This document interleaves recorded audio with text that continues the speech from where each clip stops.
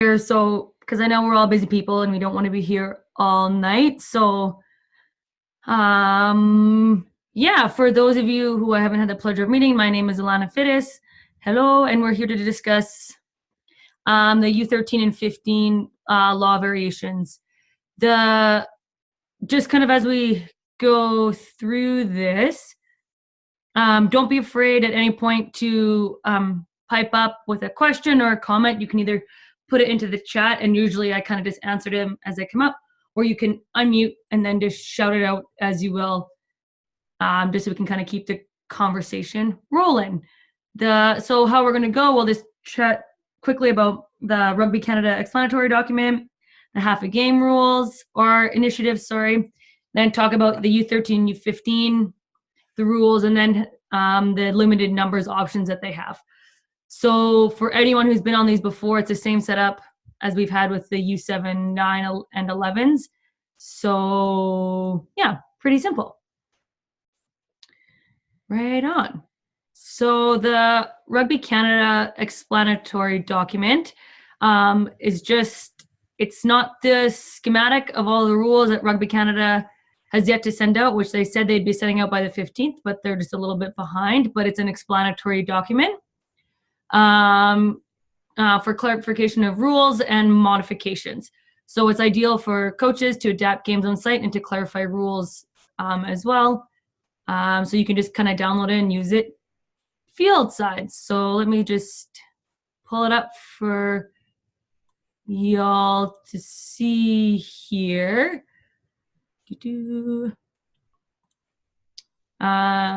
And hopefully that works. So this is the explanatory document. As you can see, I have it on the U13 limited numbers, but it has a whole bunch of rules in here, vision statement, talking about the half a game project, tackling, and then so on and so forth. So it's a pretty handy document, lots of rules and information in there. So feel free to use it at your leisure. Cool. So then we'll just chat about what the half a game project is. So for those of you that don't know this is just, we are looking to guarantee that every player gets to play half of a game, regardless of their skill or the level of the game that they're playing at. So this is just, we want to provide opportunities for everyone to play. In a way that you can do this is by facilitating or organizing games, multiple games in a day. So rather than just one long 80-minute game, we organize a couple of shorter games so players can roll on and off during these games and get plenty of opportunities to play. So this is a rule that's not just being run by us. It's been implemented across the world in New Zealand, in England, and in Scotland, and in Australia. And they've done a lot of research in England about how successful the half a game initiative is. And it's had overwhelming success for both player development, enjoyment, and retainment. And the research has shown it hasn't necessarily affected the outcome of the game. So this is just a really important initiative that we want to get parents and coaches on board of getting all the players to play, and just allowing them opportunity to play. So yeah, pretty simple.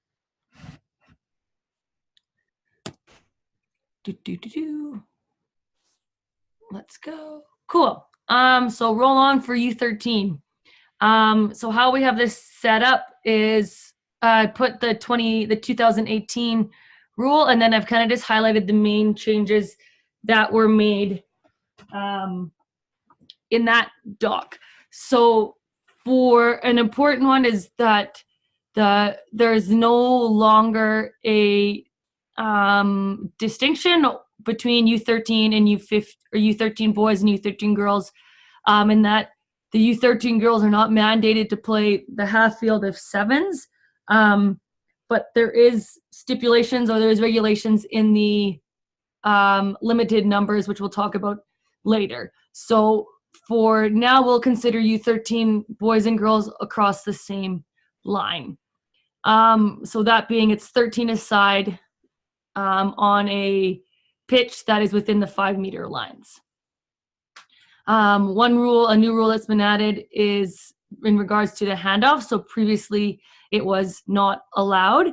And now it has been allowed, but the handoff cannot make contact with the head or neck, and it can only happen in the chest and shoulder area only. So yeah, so that's kind of one big rule that's been added. Any questions on that, or we're good to just roll on? Yeah, Lana, this is a great question. Sup, Rick? So if it says considerations that coaches agree on the squad, if you're not able to do a 13 aside. Yes. So is the premise of that no game should be counting towards standings? Like, so for example, if I show up with 7 players, the other team has 13, there's no such thing as a default. We'll agree to play 7, that'll count towards the league score. I think that would just be pending on like how you set up the league. So it's more on we don't want to default, or we don't want to cancel any games. So it could be that they will still go forward 7 aside, but maybe it's defaulted so it doesn't count towards league standings, but they still get to play. Yeah. Okay, so it's not saying that we can set a standard of numbers if you have lefts, that's a default, but we're still going to play the game, which is totally understandable. We should always be playing rugby. I think we all agree on that. Yeah. And it could even be that like as long as as long as this doesn't mean that the coaches get to decide on the number they're going to play in order for it to count towards league points, then I'm totally cool with it. No, it's just so this would be if my team, I only have 7 players, it's like, that's okay, we'll still play, we're here, but we'll just play 7 aside. But if the one coach is like, well, I have 12 and it's 13 aside, then we could play 12 on 12 or 13 versus 12, and then that would count towards the league standings. I think that would be fair. Okay, perfect. Thank you. Yeah. Cool. Cool. Yeah. So like I said, kind of a little bit new rules. This handoff one I think will be interesting, but I think it's good for the U13s to develop that evasive running as well. Another rule, which is the restarting after scores. So prior to this, it was just a punter drop can't coach had to travel 10 meters, and now a rule is that it's a land between further than the 10 meter, but before the 22, and it can bounce and roll past. So if the kick does not travel 10 meter or goes past the 22, then they get a re-kick. But if it's missed twice in a row, then it's a free kick for the opposition at halfway. And I'm just gonna double check that this rule. Oh, never mind. I know what I was thinking. I know in Ontario, I was speaking with one of the guys there who's developing a league, and he said that they took this rule rather than kind of making it mandated across. They said for the higher level teams, this is something that they put in. So this is kind of they took this in Ontario as yes, we're going to do it, but only in some cases. So maybe that's something that we can consider doing here as well. And then for the conversion kicks, single match, yes, but they're to be taken in front of the posts. But if a player wants to kick from where they scored to try, then they can absolutely take him from there if they want to challenge themselves.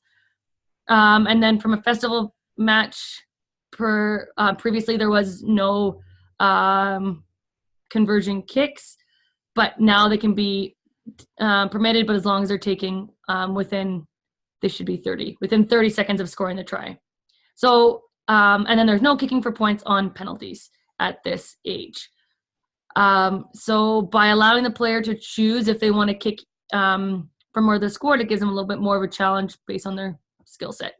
So just a little bit, another one of the considerations, if you're playing the half-field sevens in the festival style, you really can't kick conversions because there's no posts because of the way the field is set up. But just another little bit of a clarification around there. Any questions with this, or are we good to go on? Okay, I'll take the silence as a good to go. Another rule that's a big change is the kick and open play. So prior to this, it was U13 boys could kick inside their own 22 when they're defending, and now the U13 girls was inside their own 5-meter zone. So now it's been changed to all kicks are allowed and encouraged, except the open field kicks cannot go straight out of play, excluding on a penalty or when you're with your own 22. So we're looking to really build a kicking game in our younger players, but we don't want them to just be kicking it willy-nilly, so we want to put a little bit of a constraint on that to develop the kicking skills. So if they're outside of their 22 or it's on a penalty and they just kick it dead or kick it out of bounds, then it's just a free kick from where the ball was kicked. So pretty simple rule there, and I think it's really good for the U13 age group to develop that skill set. And then another change that has been made is with penalties. So prior, just as per the laws of the game. And now, oh, this is weird. This bullet should not be there. Oopsies. And now it's, I think I have edited this incorrectly. Huh. Oh, no, I'm not. You cannot kick for a lineout or kick for points, and you cannot request a scrum option from a penalty. Unless you're within your own 22, then you can kick for touch. So this bullet should be down there. That was just my mistake. So yeah, just a little change on the penalty. We want to promote some more quick thinking, and to increase the speed of the game, which is kind of the main idea around all of these law changes. So I'm encouraging a tap and pass, not allowing a scrum option from a penalty or free kick, and only allowing kicking out of hand when you're defending within your own 22 meter. So when I send these notes out, I'll just rearrange those bullets so it makes sense. Any questions with that, or does this all make pretty good sense, pretty simple?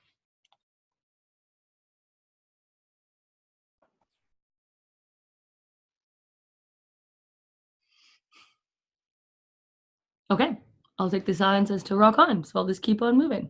Thanks, Mika.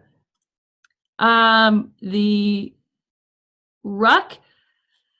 So the rucking rules, so prior to this, it was a 3v3 plus ball tackler plus ball carrier and tackler limit, so 2v2 over ball, and with the girls half field 7, it was 2v2, so 1v1 over the ball. And now it's just changed to the World Rugby U19 laws of the game.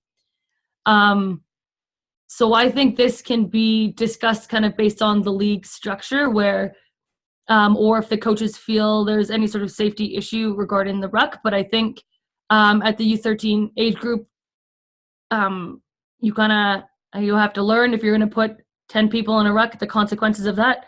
So there's no need in putting a limit on it, there's no need in putting a limit on it, because you kind of have to learn that way. And then with the maul, I think these are just AGRA rules, so use or lose on off a line out. And then same with the U13 girls, but it's been changed to a use or lose application. So they cannot just maul forever, and once it stalls, it must be produced. So you can't just stall them all and then keep on rolling. So again, with these two rules, it's just to speed up the game, keep the ball moving. The coaches can discuss if they want to make any slight modifications to it prior to the match, but that would be kind of more on a safety basis, and the development of the players. So if you have a really brand new team that's new to the game and you're concerned about safety, then just chat with the other coach regarding rucks and mauls. Yeah, that's that. Don't think there's any questions, because usually people just unmute. Looks good. Yep, cool, thank you. Thanks. Was that Sean? This is. All right. Okay, so I'll just roll on then. And then with the scrum, 3, 2, and 1, so no flankers in the 13 aside with a contest, but no push. Opposition scrum half cannot challenge. The attacking scrum half must pass, and the 8 or 9 pick is not allowed. And should the ball just exit out the back of the scrum without a pass being made, then it's just play on and see what happens. So this is changed. This hasn't really necessarily changed, but it's just a little bit more clarification around the rules. And then an important one, which isn't necessarily enforced, is a 30-second time limit for setting the scrum. So another, again, we just want to speed up the game. So if one team is just really delaying and they're taking over a minute to get there and set up the scrum, and it takes forever, then we can give a free kick to the opposition. So just kind of coaching our players to be aware of what's going on in the game and get there and set up as quickly as possible, and then we just play on and roll forward. So that's that simple change around that one. And I'm just going to take... Ooh, someone unmuted. You're still doing the 1 meter push limit, right? Yeah, 1.5. Yes. Yeah. Or 1. Yeah.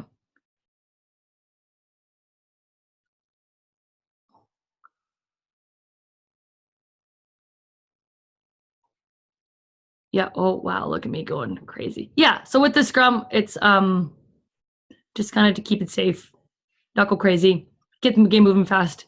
Sounds fun. Cool. I'm going to roll on then. And then a change in the line out is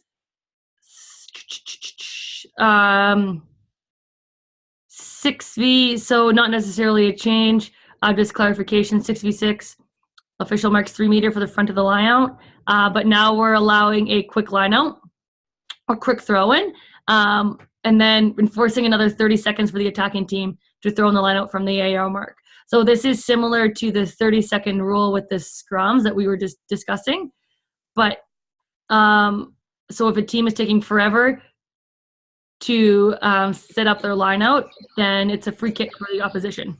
And that's if there's a repeated infringement. So obviously there's a little bit of a learning curve where players have to figure out the rules of the game, but really enforcing that 30 seconds line out. Alana, the line out in brackets is confusing. The quick throw in isn't necessarily a line out.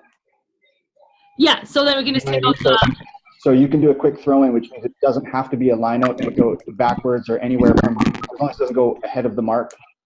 Yep. Is it all the quick? So what's like, it's just, I just put the brackets there because some people call it a quick line out, some people call it a quick throw in. So it's just more of a, that's just more of a language use there. Oh, well, yeah, okay, so just, okay. All right. Yeah. So as long as it doesn't have to be an actual, like, a quick throw in where they have to have something formed, you know what I mean? Like, I don't know. I'm just yes, I do. So it's it's just allowing a quick line out or a quick throw to happen without necessarily a setup of a 6v6 in a line out. So if there's only one person there and they throw it in, then play on. But if the 2 people are there for the mark or to set the line out, then it would slow it down to 6v6 maximum. Yes. Alana. Yeah. Could I clarify with the line outs? Are you allowed to set moles off them? So let me go back to the mall rule. Yes. Looks like yes, it's a 219 rules. Yes, but you would have to use it, and once it stalls, it must be produced. That's okay. That's how I would interpret that rule. Okay, because it was just one we weren't allowed to do it last year. But was that in who's asking me right now? I'm just looking for the name. It's Danny from St. Albert.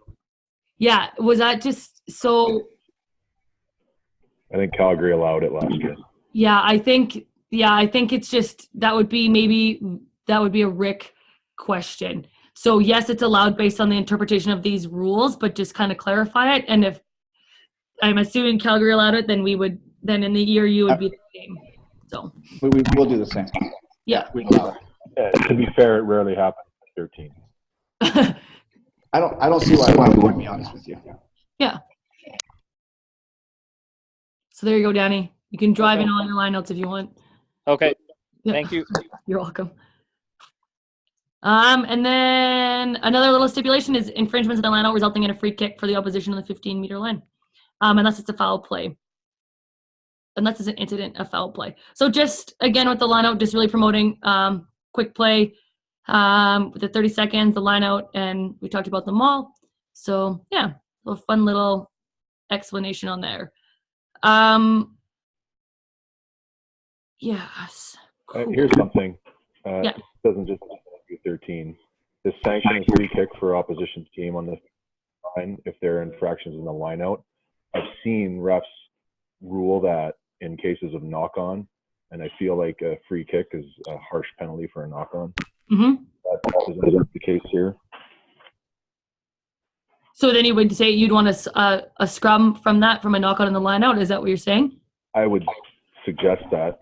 I know that it's easy to just say any infraction in a line out is a 15-meter kick, but, or sorry, a free kick, but you know what I'm saying, right? I think it's yes, I see what you're saying. Yes. So then rather than saying all infringements, this would be line out related infringements. Maybe. Line out related infringements. Yes. So that would just be another change in language there. Yeah, because if it's a knock on in the line out, just play the scrum, and I think that is an entirely fair point to make. So good point. And maybe that's just a clarification with the official before the game, just to make sure about the changing rules, because they might not be as up to date as we are, even though they have access. Oh, yeah, they're changing every year or two. It's hard for the refs to keep up. Yeah.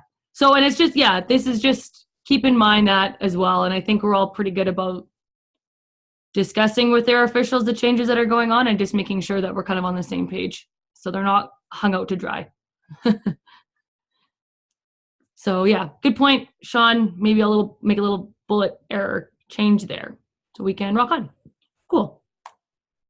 And then the U15 boys and girls are relatively the same changes, except for the sizes. So they should be 15s. So the U15 girls, the sevens, half field 7 has been changed to now we consider U15s playing full field, 15 aside, unless it's the limited players. So then we go to there. Full pitch, handoff allowed again, just like in the changes in the U13 rules, where it cannot make contact with the head or neck. So that's a good change. Again, with the restart after a score, same rule. Same sanctioning, a conversion kick. The furthest they can make it is within the 15 meters, but if they want to take it further out than that, then they have the option to. And then the festival matches restarts, or sorry, conversion kicks as well, just that stipulation. So same rulings there. Same rulings around the kick and open play, and penalties as well for U15, so nothing changes on that. And same with the ruck and the maul. So everything is the same for U15s as it is with U13s regarding all these rule changes. And then the scrum, slight change here. So 8v8 with a contest, 1.5 meter push. So U19 laws of the game, identifying 5 trained front row. And then just another stipulation of limited tolerance for scrums and infringements. So limiting the resets to a maximum of 2 per scrum. So I think this reset of 2 per scrum can be played with it kind of in the beginning of the season with developing teams where we want to still make it a learning opportunity, but just kind of getting away from scrum resets like 5, 6, 7, if it's the same sort of infringement or infraction. Yeah, because otherwise we can just get stuck resetting scrums over and over again, and then the whole game is wasted. So just limiting it. And then same with the 30 seconds around there. Excessive delays give the other team, the opposition team, a free kick from what's happening. So again, really enforcing the idea of playing a faster game, but also obviously with our main idea of safety in the back of are at the basis of all decision making regarding the scrum. So yeah, pretty simple change there. Any questions? I don't think so.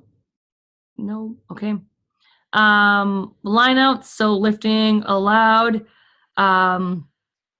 If it's the very first game, or if it's a very new game, new team, and we're not really sure about lifting, then coaches just chat before the game and say, hey, listen, we're not entirely comfortable with lifting just yet, so we're just going to go uncontested or unlifted, and then just kind of rolling on that way. But for teams who are lifting, it's uncontested in the air unless the coaches feel it's appropriate to contest. No maximum numbers in the lineout. So a little bit more discussion kind of around the lineout rules, but wanting to allow lift and contest based on the development of the players. What does that line mean? The mark 3 meter for front of lineout? That's probably for U13s that I just copy and pasted and then didn't take out. Okay. So I'm gonna ask the question again. So here's a rule that says coaches agree to contest in the air when appropriate. But when we're establishing a league, that kind of thing makes a big difference in game-to-game play, right? So can the league determine the contest in the air, or is this coaches get to determine? Rick, I think the way I'm suggesting it is saying lifting is allowed, and if a coach has some reasonable or some he can't should bring that up at the beginning of the game, he or she, is what I think. If there's they're short players or they've got some sort of scenario where they don't have a jumper or whatever. Because I don't want to come to every game and say, are we lifting? You actually did that last year and it sucked. Yeah. So for U15, it's lifting, and that's at the beginning of the game. Coaches say, we can't lift because of X, Y, Z reason. Then we go, okay, then we'll just. I'd be good with that. Yeah. I'd be good with that, but I'm going to tell you that most coaches, if I have a coach, to be the devil's advocate in this, or to be the underhanded coach, if someone said to me, their team, I can't lift this time, I would just say, well, too bad. We're contesting. We're gonna beat you every time. And then it's up to that makes it up to the ref to decide, because it does talk about officials being a. Yes. So I think that's really important, because we're really trying to promote the discussion of a fair play and like an equal opportunity and a quality competition mindset. So if one coach says, hey, we still want to have a quality game, but we're just unsafe for us to lift right now, then they speak with the officials, and then the officials would just manage the game. And I think that's just an important discussion point to bring up. And I would agree with that. Like, I think I don't know enough. I mean, this probably needs more conversation, but the role of the officials in this becomes very important. And they are the on-the-field arbitrator of that decision. When you're saying coaches get to discuss this, and when the league doesn't have the final say, when the coaches are going to, actually be able to challenge it on the field at the time, then we really have to empower officials to be the final say in that. Yeah. I don't know if it comes clear in these rules, but or in the way this is worded, but and maybe that should just be something about the officials have the final say. Yeah, officials have their final say regarding all rules, and that's totally fair, and that can be a mandate by the league as well. It's easy enough, because I guess like this explanatory document and these changes, it's just as a way to start the conversation and to direct it, so we have these conversations. That's really the point of it. And same with the changes; they're meant to create an environment for a different type of game, but if it's not entirely appropriate for whatever reason based on the league or the structure of the players, then change it to make it more appropriate, but still to have a quality game. Yep, and to Rick's point, I was okay with it as long as there's been anything underhanded going on, for sure. Yeah. So I think that's important, just to have these conversations, and it's definitely about empowering the referees and the officials to have those conversations as well. So, yeah. And then it's the same rules along with that. So I think we've covered that in regards to the lineout changes. Yes. So if anybody has any other questions on that, speak now, or we'll just chat about the limited numbers variations.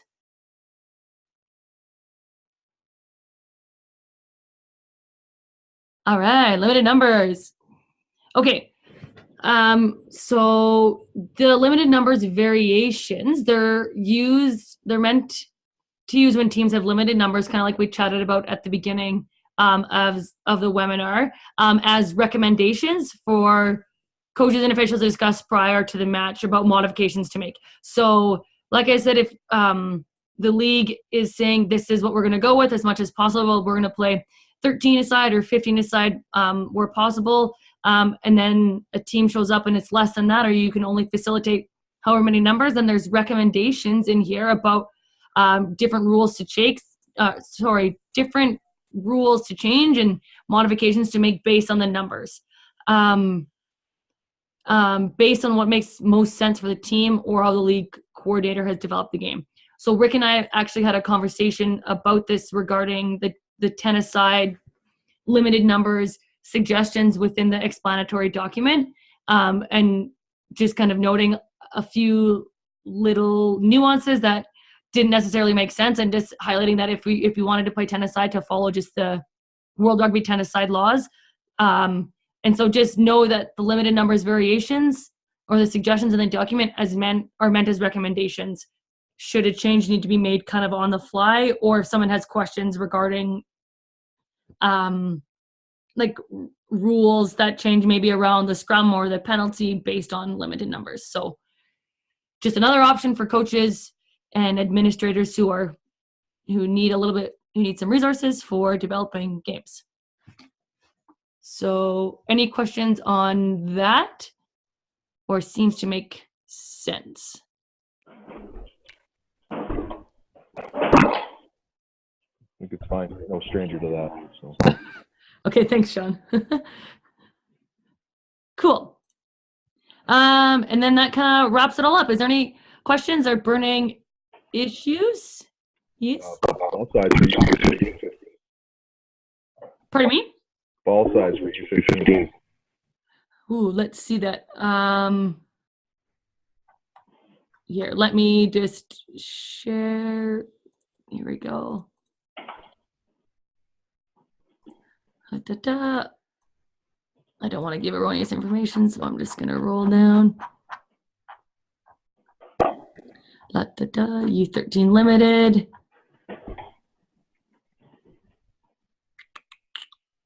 Recommended size 4, but size 5 acceptable.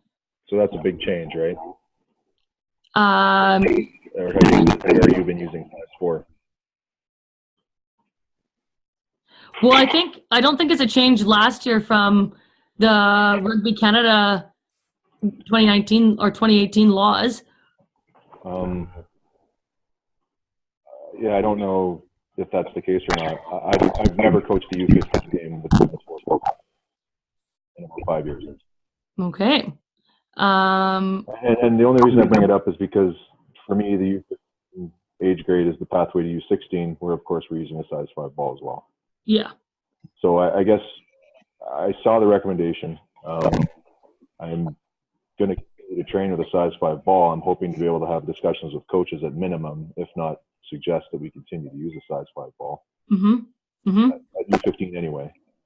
I agree with Sean, and from the ER, we'll talk with the AJRA about making that sort of the standard across the province. I think we should be using size 5 because we have 15-year-olds playing U16 provincial, and so it doesn't make sense to be using a 4.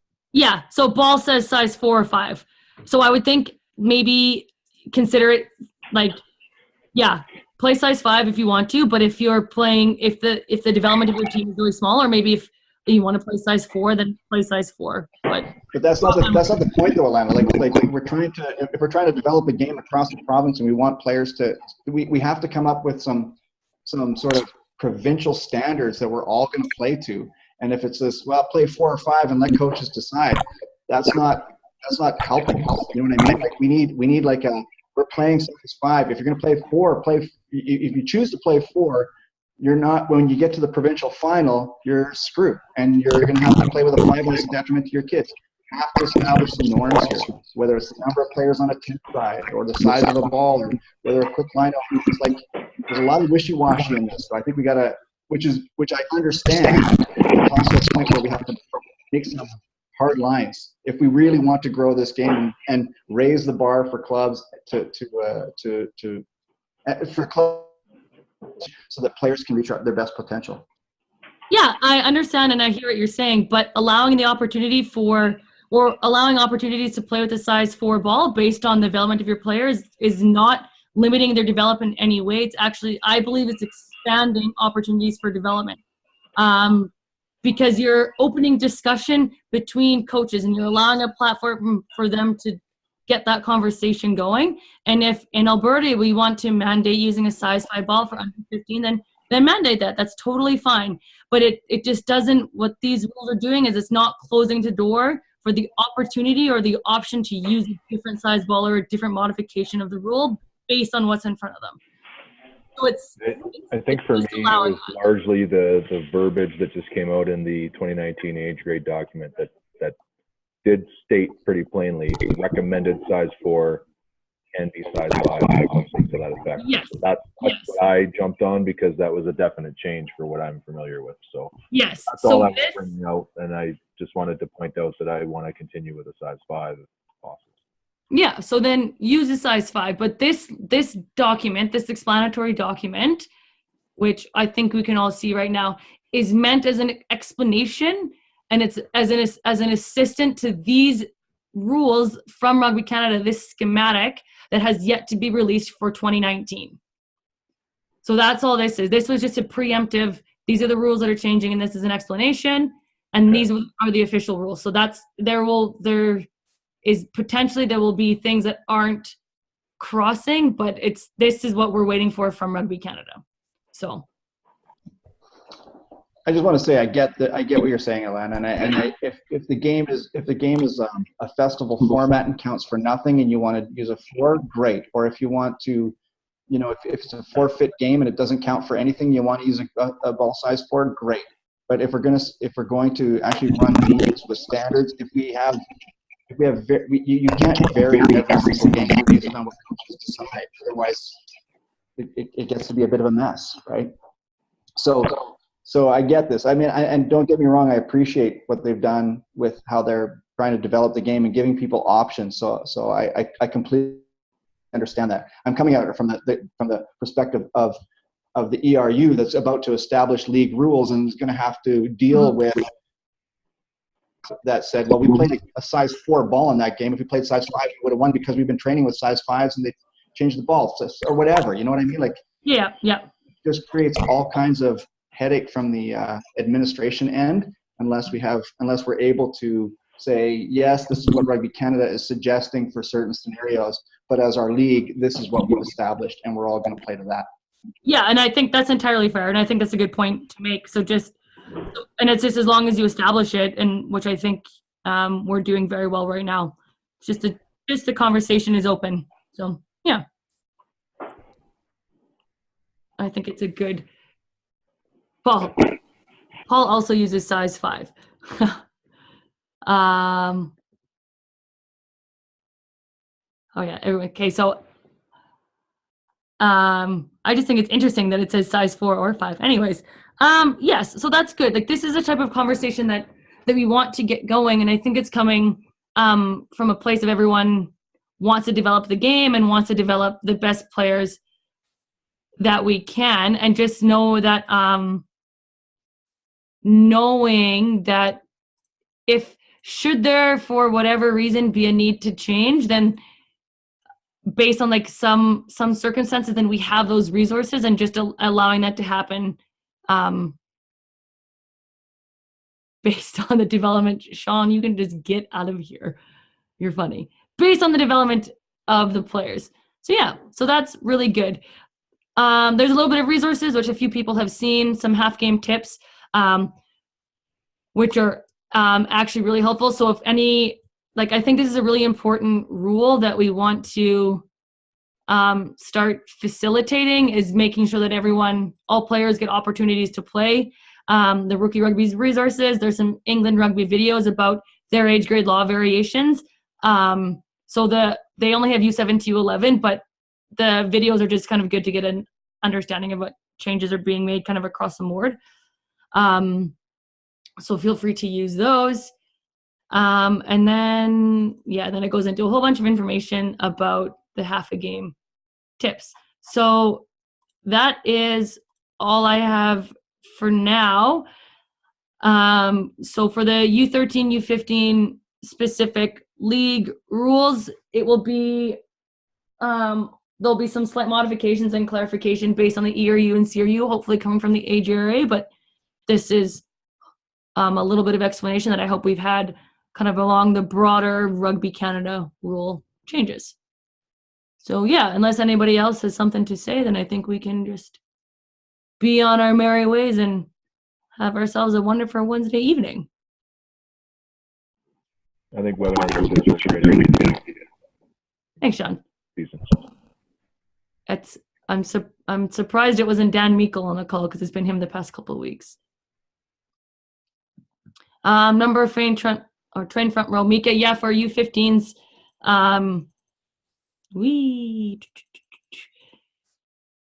it's looking for 5 for playoffs. Yes. So we just want to maximize the number of train front row that we can per age grade for this. So hope to build on that throughout the season.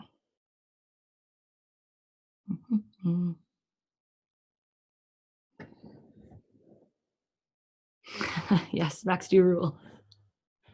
Max can play front row if it's uncontested.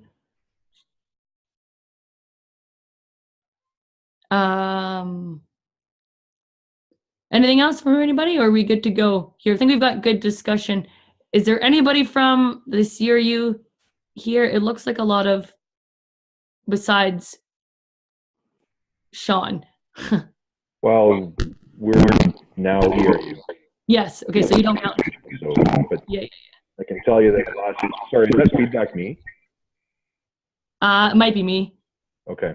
So the reason I like this webinar is because last year, U15 in particular, it didn't affect any other age grades. We ended up, third game of the season, discovering that we were now being allowed to lift in the lineouts. So I think webinars like this to kind of set the stage for everybody are a fantastic idea. Yeah. And it's not, it's not going to be perfect, and there's going to be changes, and as we all know, the summer will go on, but at least we're starting the conversation earlier and looking to mandate some things as soon as we can, just so, and make everyone aware of what's happening. So thanks, Sean. You're right. At least we're starting it sooner. Yeah. Okay. Well, that's all I got. I got nothing else. Hopefully Rugby Canada comes out with that official document sooner rather than later, so we can have even more clarification, and we can just rock on and kind of go on. So thanks, Alana. Thanks, guys. I love hosting webinars. All right, I'll catch y'all later. Have a good and wonderful Wednesday evening.